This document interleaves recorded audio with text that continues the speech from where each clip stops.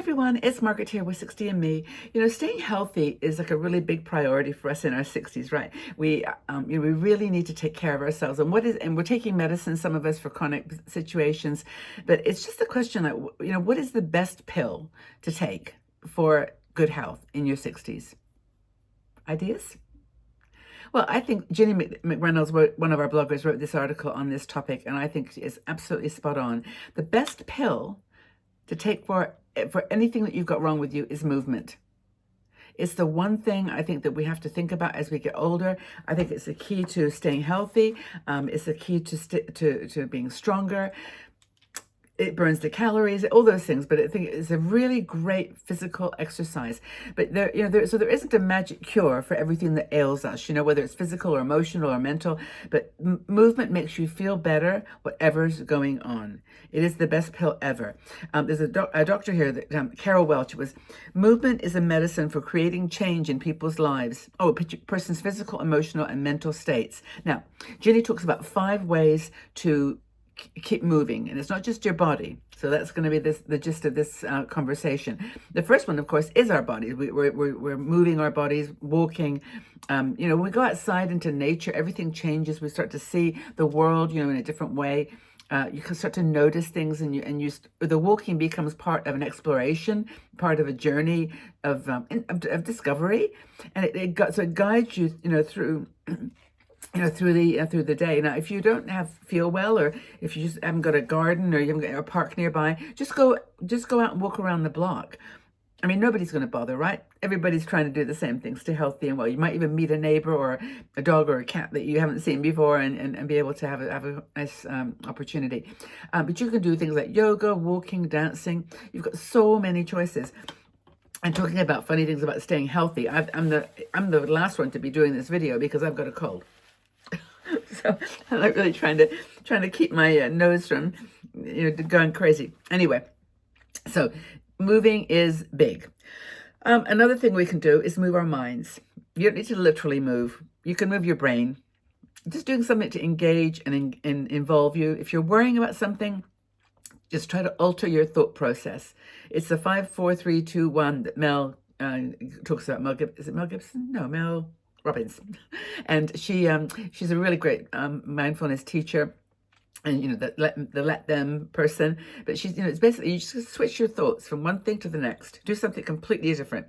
Pick up a book, do a crossword puzzle, try a new recipe, plant something in the garden. Just do something different than what's on your mind. I mean, it will keep coming back if it's really important.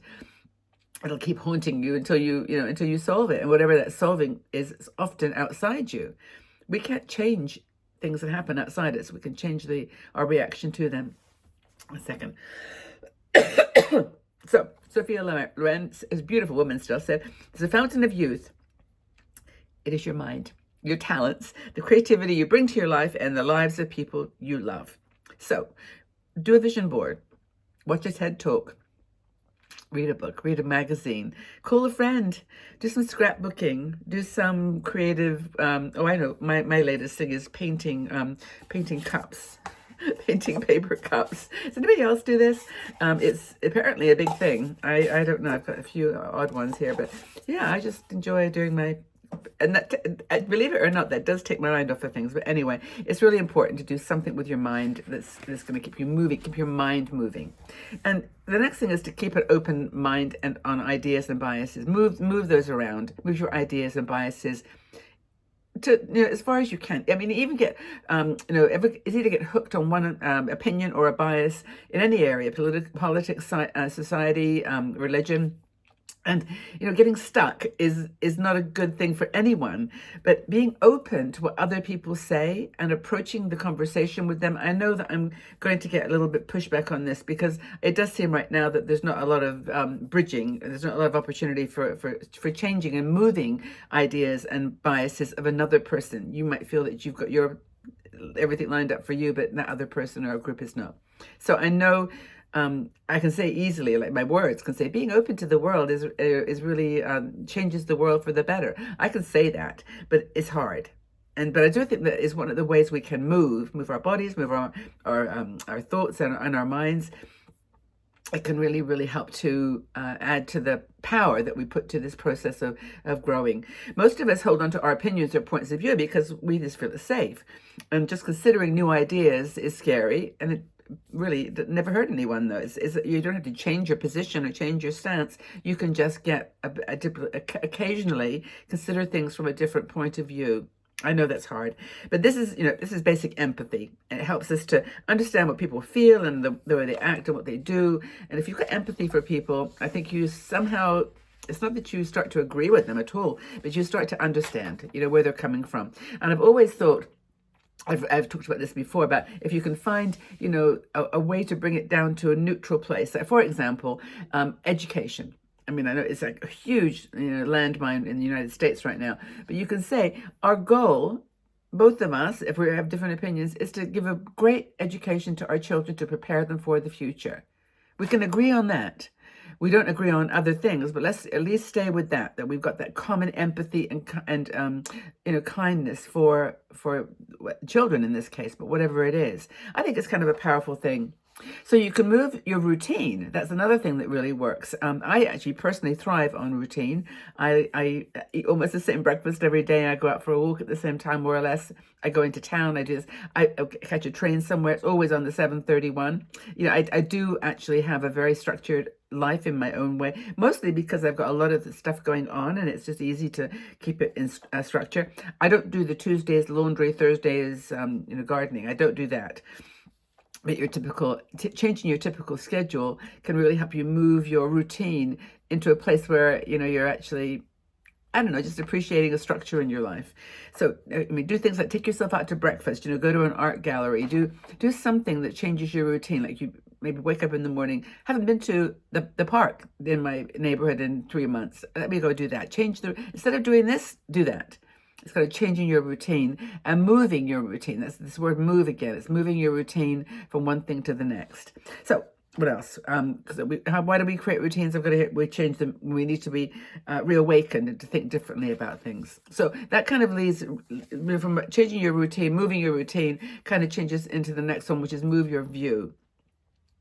And sometimes you think things are going to be different when you get to some place, or you've made a decision and there you are, and then it doesn't actually work. You just have to find that newness, that new experience by in your own way. The world isn't going to change for you. You're not going to have any way of controlling it. So you don't need to do all the things that are dramatic changes, dramatic moves to a new house or a new city or a new country, but you can actually give yourself some view of the world from a different place. I was actually thinking about the other day that I think only 20% of Americans have a passport. This is no value judgment. It's just very interesting that most Americans have not traveled abroad. We've got some groups getting together for travel later this year. And I'm so excited mostly to be able to help people change their view about Italians and about, Greek women and men, because it's actually really, when you're there, it's different than reading about it or whatever. So I think moving your view can actually help your mood and your health. It just makes you feel better and you've got more energy and time to do other things. What else have I got here? I've got my notes. I think that's basically it. I mean, I've got this quote. Albert Einstein said, "Life is like riding a bicycle. To keep your balance, you must keep moving. To keep your balance, you got to keep moving." Because consider that advice. Moving your body, moving your mind, moving your point of view, your beliefs, and just see where it takes you. Just change it a little bit and see if it brings any more richness and depth into your life. But moving is really, really important. Moving in all those 5 areas. For me, it's mostly moving physically, and I hope that that's something that you all are focusing on too. I know it's hard if you've got some challenge with your health, but do your best. And even if it's walking around your room, just get up and walk around the room, put some music on and just walk, and then come back and sit or whatever you are doing. Okay, look, have a great time, everybody. Have a great day wherever you are. Please consider joining our Patreon group if you're interested. This is a separate group, a private group that we is a support group for 60 and Me. We have an amazing group of women that come there from all over the world, and they meet Monday. We meet on Monday and Wednesday for about an hour, 45 minutes, and it's so wonderful. Women are actually getting together in real life, and having meetings and gatherings. And as I mentioned earlier, we do some travel together. So if it interests you, go to 60andme or patreon.com/60andme, all words, that is, and letters. And yeah, we'd love to have you join us. It's really cool, and I appreciate the support for 60andme too. It's $3 a month. Okay, thanks again, everybody, for your love and support for me, and back to you guys. Big hugs, lots of love. Take care.